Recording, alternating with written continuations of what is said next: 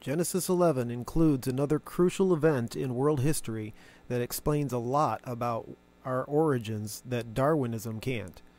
Why are there so many races and languages spread throughout the world? Shouldn't we all have the same language and racial features if we all come from Noah? And the whole earth was of one language, and of one speech. Noah and his sons, of course, spoke the same language. They're the only people on the planet. Every one of their descendants are going to learn the same language.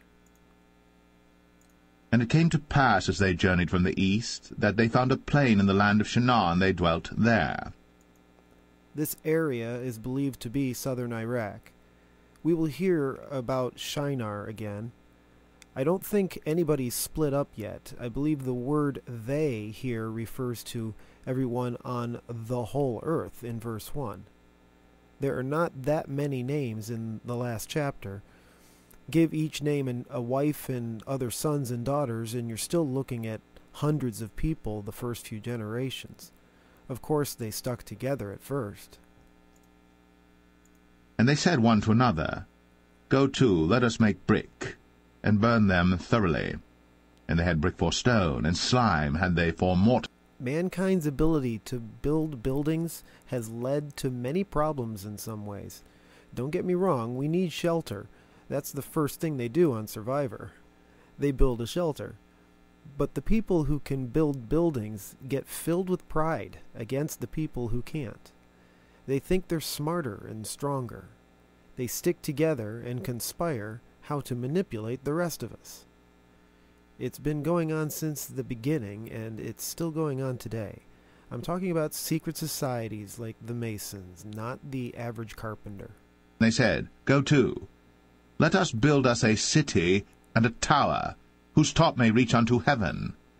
And let us make us a name, lest we be scattered abroad upon the face of the whole earth.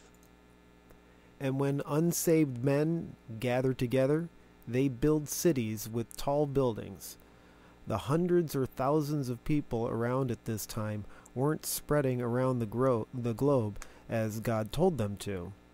They wanted to instead stay together in one city and build a high place to get used in religious rituals.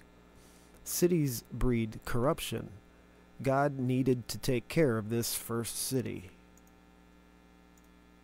And the Lord came down to see the city and the tower, which the children of men builded.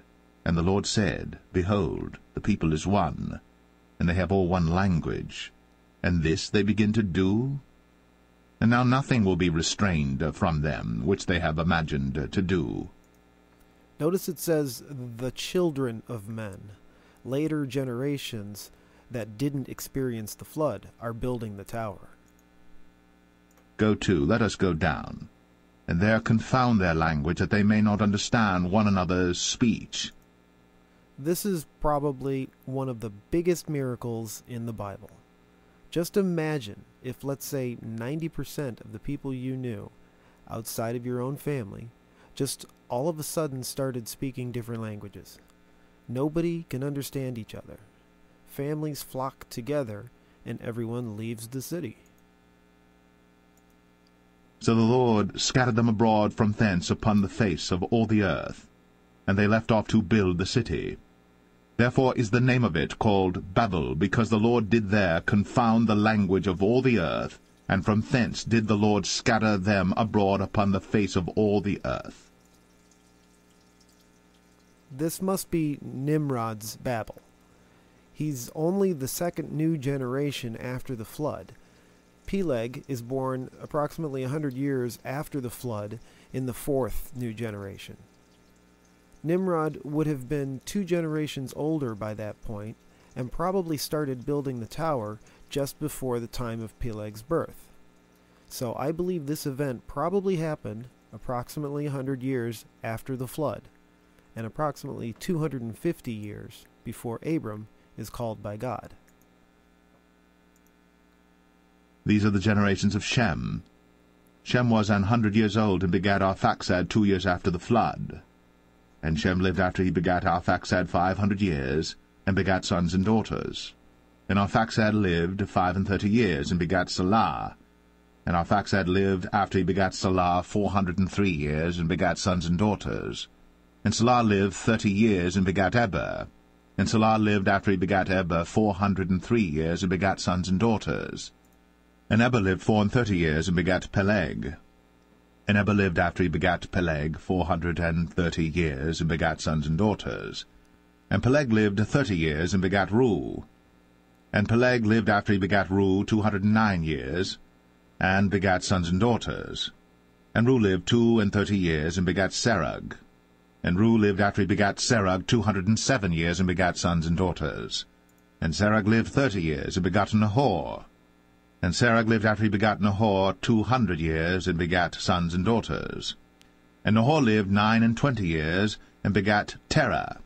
And Nahor lived after he begat Terah 119 years, and begat sons and daughters. And Terah lived 70 years, and begat Abram, Nahor, and Haran. If you've been playing Where's Messiah with me, you just racked up a bunch more points with the above 10 generations from Shem to Abram. Adding up all these birth ages, along with the ones from Genesis 5, puts us at approximately 2,000 years from the creation to Abram. It also happens to be approximately 2,000 years from Abram to Jesus Christ, too. So chronologically, we're already halfway to Messiah in Genesis 11. The next 2,000 years, giving us Israel's complete story from Abram to Messiah, begins right here in only the 11th chapter of the Old Testament. There is a huge gap of approximately 2,000 years of Earth's original history that we will never know. Now these are the generations of Terah. Terah begat Abram, Nahor, and Haran. And Haran begat Lot. And Haran died before his father Terah in the land of his nativity, in Ur of the Chaldees. And Abram and Nahor took them wives. The name of Abram's wife was Sarai, and the name of Nahor's wife, Milcah, the daughter of Haran, the father of Milcah, and the father of Iscah.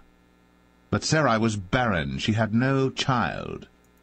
And Terah took Abram his son, and Lot the son of Haran his son's son, and Sarai his daughter-in-law his son Abram's wife. And they went forth with them from Ur of the Chaldees, to go into the land of Canaan. And they came unto Haran, and dwelt there. And the days of Terah were 205 years, and Terah died in Haran. So now we have Abram, Sarai, and Lot in Haran, which is his dead brother's land.